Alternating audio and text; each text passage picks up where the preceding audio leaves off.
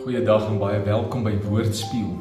Jy is vandag weer getrou aan die besluit wat jy geneem het om elke dag tyd in God se woord te spandeer en deur die woord te werk om Jesus daarin raak te sien en toe te laat dat die Heilige Gees ook in jou werk en Jesus aan jou openbaar, selfs in die Ou Testament. En dis waar ons vandag is, in Genesis hoofstuk 26. En die tema vandag is God skep ruimte. Genesis 26 vers 22 sê die volgende: Hy het weer verskuif en nog 'n put gegrawe. Hierdie keer het die plaaslike mense hom met rus gelaat. Hy noem toe die put Rehoboth, want, het hy gesê, uiteindelik het die Here vir ons ruimte gemaak. Hier sal ons nou voorspoedig wees. So God sê vir Isak dat hy nie weg moet gaan uit die land Kanaan nie, want dit is die beloofde land. En hy moenie nou na Egipte toe trek nie, want dit is waar God hom nou wil hê, is hier. Dit sê God vir hom ten spyte van die feit dat daar so 'n droogte is en hongersnood is en dit dalk sin gemaak het om na Egipte toe te gaan. Maar God het geweet, dit is nie nou die tyd daarvoor nie. Dit mag Isak dalk op 'n plek bring waar hy God se belofte sal mis. Boonop beleef Isak teestand van die ander groepe in die land. Hulle vat die putte weg wat hy grou waar hy water uitkry en daar is ons onder onsies. Maar nog steeds, ten spyte van dit, is Isak gehoorsaam en hy beklei nie met hulle nie. Hy bly getrou en éventueel getuig hy daarvan dat God vir hom nou ruimte geskep het hier in hierdie land, daar waar hy is.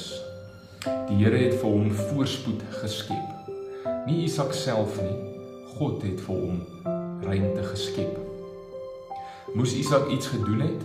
Ja, hy moes hard gewerk het, hy moes putte gegrou het, hy moes saad geplant het, hy moes verseker gehoorsaam gewees het, hy moes die regte houding hê teenoor die ander groepe mense, maar God skep vir hom ruimte en guns wat Isak nooit self sou kon doen nie.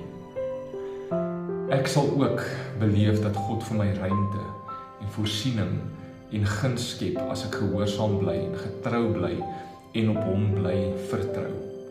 Die Here weet waarheen hy met my op pad is. Hy ken die planne wat hy vir my het. Ek maak deel uit van 'n groter plan in hierdie dorp, in my kinders se lewens, in my gemeente. En daarom sal God vir my ruimte skep en vir my sorg sodat ek kan bly en kan leef waar ek moet wees en waar hy my wil hê. Ek moet doen wat my hande vind om te doen en gehoorsaam bly.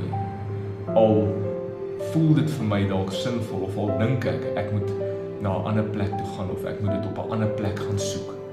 As die Here sê ek moet bly, dan bly ek. En as die Here met my is waar ek is, dan sal ek geseënd wees en dan sal daar spasie wees vir my om te leef en te floreer. Kom ons bid saam. Dankie Vader dat U vir my ruimte skep. Finansiëel, emosioneel, elke aspek van my lewe skep U vir my ruimte. Wanneer allerlei dinge druk, sal U vir my ruimte maak. Amen. Mag jy 'n wonderlike dag verder hê. Deel hierdie met iemand wat dit moet hoor.